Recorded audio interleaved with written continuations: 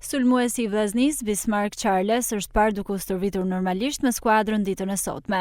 Në fakt, ditët e fundit ishte raportuar nga media të ndryshme se ai e kishte mbyllur këtë vit kalendarik për shkak të një dëmtimi.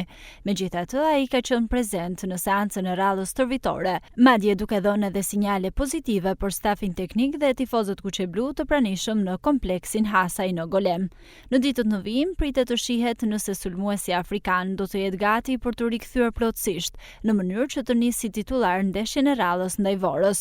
Ai u dëmtua në duelin e fundit ndaj Teutës, duke ngritur shqetësim tek stafi teknik, me në krye trajnerin Edi Martini dhe tifozët. Megjithatë, Charles është parë sot duke kryer ushtrime të lehta dhe më pas pjesë të programit normal me grupin, çka tregon se gjendja e tij nuk është aq serioze sa u mendua fillimisht. Stafi mjekësor do të vazhdojë monitorimin në ditët në vijim, teksa rikthimi i tij në fushë ka sjell pozitivizëm tek Vllaznia, e cila ka shumë nevojë për prezencën e tij në repartin ofensiv.